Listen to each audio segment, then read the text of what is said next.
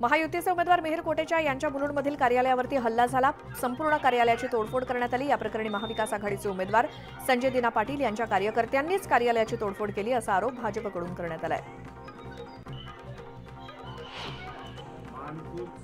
मुलुंडमधील कार्यालयावरील हल्ल्यानंतर मिहिर कोटेचा यांनी संजय दिना पाटील यांच्यावरती आरोप केलेत। आम्ही मोदीजींच्या सभेत व्यस्त असताना मानखुर्दचे जनाब संजय पाटलांनी माझ्या कार्यालयावरती केलेल्या भेकड हल्ल्याचा मी निषेध करतो। पहिल्या दिवसापासूनच ते घाबरलेत, गांगरलेत म्हणून वारंवार गुंडागर्दी करून आमचं मनोबल तोडण्याचा प्रयत्न केला जातोय असं कोटेचा म्हणाले। धुळे मतदारसंघातील महायुतीचे उमेदवार सुभाष भामरे यांच्या प्रचारासाठी मालेगावात उत्तर प्रदेशचे मुख्यमंत्री योगी आदित्यनाथ यांची जाहीर सभा होणार आहे। यावेळी योगींच्या सभेसाठी जोरदार तयारी करण्यात आली आहे। महायुतीच्या उमेदवारांसाठी राज ठाकरे मैदानात उतरलेत। यावेळी उत्तर पूर्व लोकसभा मतदारसंघातील शाखांना राज ठाकरे भेट देणार आहेत। मुंबईत महाविकास आघाडीच्या प्रमुख नेत्यांची पत्रकार परिषद पार पडणार आहे। सकाळी 10 वाजता महाविकास आघाडीचे नेते पत्रकारांशी संवाद साधतील। या पत्रकार परिषदेत शरद पवार, उद्धव ठाकरे, नाना पटोले आणि वर्षा गायकवाड उपस्थित असतील। प्रचाराच्या शेवटच्या दिवशी उद्धव ठाकरे मुंबईचा दौरा करणार आहेत। यावेळी मुंबादेवीचे ते दर्शन घेत ठाकरे प्रचाराची सांगता करतील। तर ईशान्य मुंबई लोकसभा मतदारसंघाचे उमेदवार संजय दिना पाटील यांच्या प्रचारासाठी उद्धव ठाकरे बाईक रॅलीत सहभागी होणार आहेत। 5व्या टप्प्यातील निवडणुकीच्या प्रचाराच्या शेवटच्या दिवशी ठाण्यात जोरदार प्रचार पाहायला मिळतोय। नरेश म्हस्केंसाठी महायुतीच्या कार्यकर्त्यांच्या मेळाव्याचे आयोजन करण्यात आलं। यावेळी फडणवीसांच्या उपस्थितीत प्रचाराची सांगता होईल। नाशिक आणि दिंडोरी लोकसभा मतदारसंघात प्रचाराचा शेवटचा दिवस आहे। यावेळी महाविकास आघाडीची भगूरमध्ये तर शांतिगिरी महाराजांची गंगा घाटावरून प्रचार रॅली काढण्यात येणार आहे। तर महायुतीकडूनही जोरदार शक्ती प्रदर्शन करण्यात येणार आहे। राज्याच्या 5व्या टप्प्यातील मतदान 20 मे रोजी पार पडणार आहे। त्याच पार्श्वभूमीवर आज संध्याकाळी पालघर, नाशिक, मुंबई, धुळे, ठाणे, कल्याण, भिवंडी आणि दिंडोरी मतदारसंघात प्रचाराची सांगता होईल। राज्यात आरटी प्रक्रिया सुरू झाली आहे। पुण्यामध्ये याला उत्स्फूर्त प्रतिसाद दिसतोय। पहिल्याच दिवशी 5000 अर्ज दाखल करण्यात आले। तर शिक्षण विभागानं आरटी प्रवेश अर्ज भरण्यास 31 मे पर्यंतची मुदत दिली आहे। आषाढी वारी दरम्यान होणाऱ्या पालखी सोहळ्यानिमित्तानं पुण्याच्या जिल्हाधिकाऱ्यांनी प्रशासनाला सूचना दिल्या आहेत। सोहळ्यादरम्यान लागणारं पाणी, स्वच्छता, वाहतूक व्यवस्था, आरोग्य सुविधा आदी सर्व सोयी सुविधा योग्य पद्धतीने उपलब्ध करून देण्याची तयारी सुरू करण्यात आली आहे।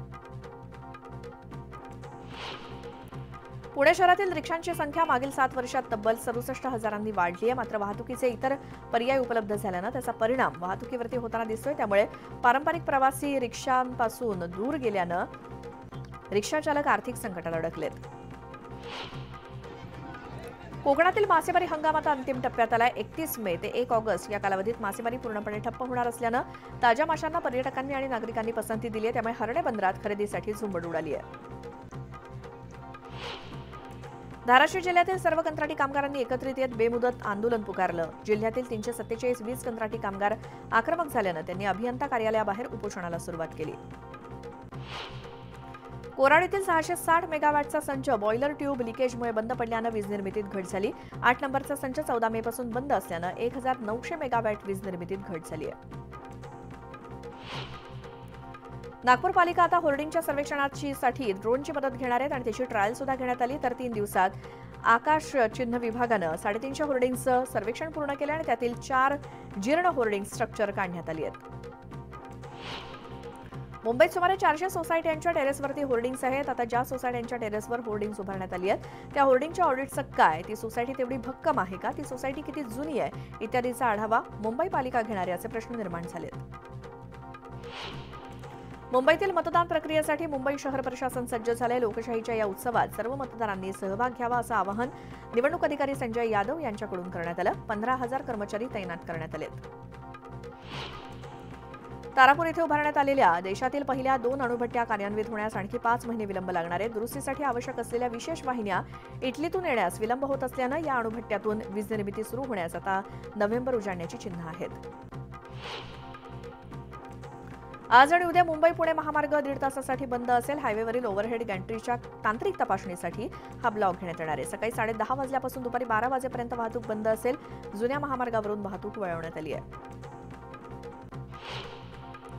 मध्य आणि हार्बर रेल्वे मार्गावरती उद्या मेगा ब्लॉक घेण्यात येणार आहे. मध्य रेल्वेवरती माटुंगा ते मुलुंड दरम्यान अप आणि डाऊन जलद मार्गावरती सकाळी 11:05 पासून ते दुपारी 3:55 तर हार्बर अप आणि डाऊन मार्गावर कुर्ला ते वाशी स्थानकादरम्यान 11:10 पासून ते 4:10 मेगा ब्लॉक असेल.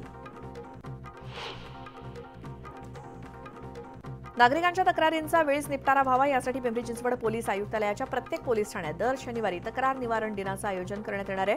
आजपासून हा उपक्रम सुरू करण्याचे आदेश देण्यात आले आहेत. भुसावळ बस स्थानकाच्या बाहेर खासगी प्रवासी वाहतुकीच्या वाहनधारकांची गर्दी पाहायला मिळते. त्यामुळे प्रवाशांना वाहनांचा अडथळा निर्माण होऊन वाहतुकीचा खोळंबा होतो. त्यामुळे नागरिकांना मनस्ताप सहन करावा लागतोय. त्यामुळे लवकरात लवकर खासगी वाहनांवरती कारवाई करा अशी मागणी प्रवाशांकडून केली जाते. पुणेकरांना पाणी कपातीपासून तात्पुरता दिलासा मिळालाय. विभागीय आयुक्त कार्यालयात झालेल्या बैठकीत पुणे शहरात पाणी कपात न करण्याचा निर्णय घेण्यात आलाय.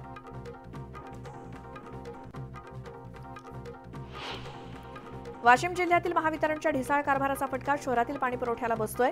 सुरळीत वीज मिळत नसल्यामुळे वाशिम शहरातील नागरिकांना 7 ते 8 दिवसांनी पाणी पुरवठा होत असल्यानं नागरिकांचे पाण्या वाचून हाल होत आहेत. वाढत्या उष्णतेमुळे पुण्यातील पाण्याचे स्रोत आटलेत. अनेक तलाव बंधारे कोरडे पडलेत. शिवाय 16 धरणं कोरडी पडल्यानं नागरिकांना पाण्यासाठी वणवण करावी लागते. डॉ. बाबासाहेब आंबेडकर मराठवाडा विद्यापीठाशी संलग्न असलेल्या अनेक महाविद्यालयांचे परिसर दुष्काळग्रस्त म्हणून जाहीर करण्यात आलाय. त्यामुळे दुष्काळग्रस्त भागातील विद्यार्थ्यांची परीक्षा शुल्क माफ करावे यासाठी कुलगुरूंकडे पत्राद्वारे मागणी करण्यात आली. छत्रपती संभाजीनगरात प्रचंड प्रमाणात नागरिकांना पाणी टंचाईला सामोरं जावं लागतंय. जिल्ह्यामध्ये सध्या 412 गावांना आणि 61 वाड्यांना 687 टँकर्सद्वारे पाणी पुरवठा केला जातोय. मात्र एक दिवसाआड येणाऱ्या पाण्यामुळे प्रत्येक घरात 1 ड्रम पाणी दिलं जातं. त्यामुळे महिलांची हंडाभर पाण्यासाठी वणवण सुरू आहे. त्यामुळे आता नेत्यांनी पाणी टंचाईवरती काहीतरी उपाययोजना करावी अशी मागणी ग्रामस्थ करत आहेत. जालना जिल्ह्यामध्ये पाणी टंचाईची समस्या दिवसेंदिवस अधिकाधिक बिकट होत चालली आहे. जालन्यातील 329 गावांना आणि 75 वाड्यांना टँकरद्वारे पाणी पुरवठा केला जातोय. राज्यातील मोठ्या मध्यम आणि लघु सिंचन प्रकल्पातून दरवर्षी 165 टीएमसी पाण्याचं बाष्पीभवन होत असल्याची आकडेवारी समोर आली आहे. सरकारच्या जलसंपदा विभागानं तयार केलेल्या पाणी लेखापरीक्षण अहवालानुसार पुण्याला 9 वर्ष तर मुंबईला 3 वर्ष पिण्याच्या पाण्याचा पुरवठा होऊ शकेल इतक्या पाण्याची वाफ होत असल्याचं स्पष्ट झालंय. खरीप हंगामासाठी जिल्ह्यातील बँकांना यंदा वाढीव 824 तर रबी हंगामासाठी 275 कोटींचं उद्दिष्ट आहे. खरीप हंगाम तोंडावरती असताना आतापर्यंत वाटप झालेल्या कर्जाची टक्केवारी केवळ 6.33% इतकी आणि कर्ज वाटपात अद्याप काही बँका निरुत्साही असल्याची वास्तविकता आहे. राज्यातील डाळिंबाची विक्री आटोपली आहे. यावर्षीच्या हंगामात दर्जेदार डाळिंबांना 100 रुपये दर मिळालाय. गतवर्षीच्या तुलनेत यंदाच्या डाळिंबाला प्रतिकिलो 20 रुपये अधिक दर मिळाल्यामुळे डाळिंब उत्पादक शेतकऱ्यांनी दिलासा व्यक्त केलाय. चोपडा तालुक्यामध्ये मोठ्या प्रमाणात कापूस लागवड केली जाते. त्याच पार्श्वभूमीवर कापूस लागवडीसाठी शेत तयार करून सिंचनासाठी ठिबकच्या नळ्या टाकण्यात शेतकरी सध्या व्यस्त आहेत.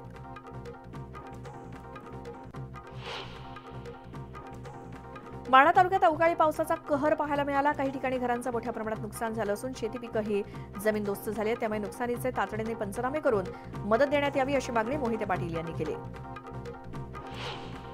मुक्ताईनगरमध्ये पुन्हा एकदा अवकाळी पावसानं जोरदार हजेरी लावली आहे. यावेळी शेतकऱ्यांना मोठ्या प्रमाणात नुकसानीला सामोरं जावं लागणार आहे. अवकाळीच्या फटक्यानं केळी पिकात जमीनदोस्त झालं असून काही ठिकाणी झाडं उन्मळून पडल्यानं विद्युत पुरवठा सुद्धा खंडित करण्यात आलाय. राज्यामध्ये पुढचे 4 दिवस तुरळक ठिकाणी पावसाचा अंदाज आहे. आज मध्य महाराष्ट्र आणि मराठवाड्यात तुरळक ठिकाणी विजांचा कडकडाट आणि वादळी वाऱ्यासह पाऊस पडेल असा इशारा देण्यात आलाय. कोकणात हवामान दमट राहील असं सांगण्यात आलंय.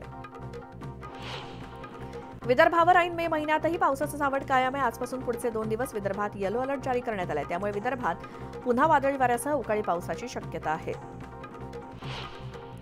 हिंगोलीच्या कळमनुरी तालुक्यातील कुपटी येथील माजी सरपंचावरती 3 जणांनी कोयत्यानं हल्ला केला आणि या हल्ल्यामध्ये ते गंभीर जखमी झाले असून त्यांच्यावर सध्या रुग्णालयात उपचार सुरू आहेत. या प्रकरणी दोघांना पोलिसांनी ताब्यात घेतलं असून एक हल्लेखोर अद्यापही फरार आहे. ऑनलाईन गेमद्वारे चालू असलेल्या अनधिकृत सट्टेबाजीवरती कारवाई करण्यात आली. लॅपटॉप, मोबाईल आणि इतर साहित्य असे एकूण 62,74,500 रुपयांचा मुद्देमाल हस्तगत करून 93 जणांना पोलिसांनी ताब्यात घेतलं. पुणे ग्रामीणच्या स्थानिक गुन्हे शाखेनं ही कारवाई केली. पुण्याच्या राजगुरुनगर शहरामध्ये 2 अल्पवयीन मुलींना ड्रग्सचं इंजेक्शन देत त्यांच्यावरती अत्याचार केल्याची धक्कादायक माहिती समोर आली आहे. या प्रकरणी पोलिसांनी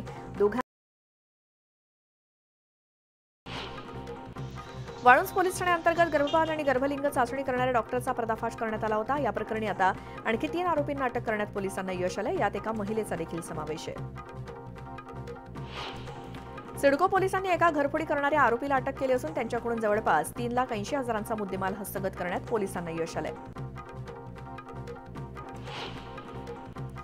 धाराशिवमधील भूम तालुक्यातील ग्रामदैवत कानिफनाथ यांच्या यात्रेला सुरुवात झाली आणि यावेळी आगीच्या निखाऱ्यावरून चालण्याची जीवघेणी प्रथा पाळली जाते.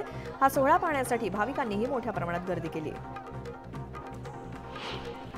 शहीद कर्नल वैभव अनिल काळे यांच्या पार्थिवावरती आज पुण्यामध्ये शासकीय इतमामात अंत्यसंस्कार करण्यात येतात.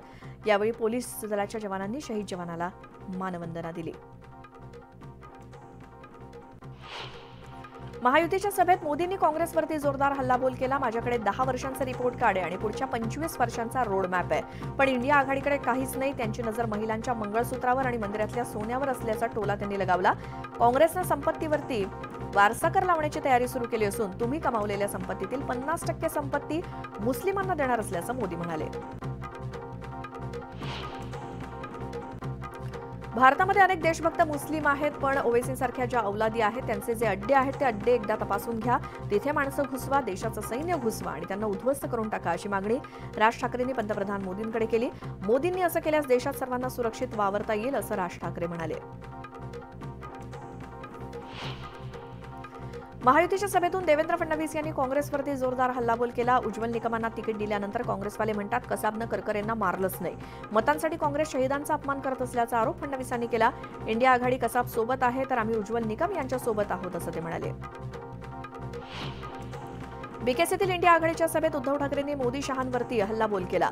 हा फुले शाहू आंबेडकरांचा महाराष्ट्र आहे. तुम्ही कितीही प्रयत्न करा पण हा मोदी शहांचा महाराष्ट्र होणार नाही. गुजरातीही आमचेच आहेत, पण मोदींमुळे जे 2-5 मस्वाल झालेत त्यांनी वेळेत सुधारावं, असा इशारा राज ठाकरेंनी दिला.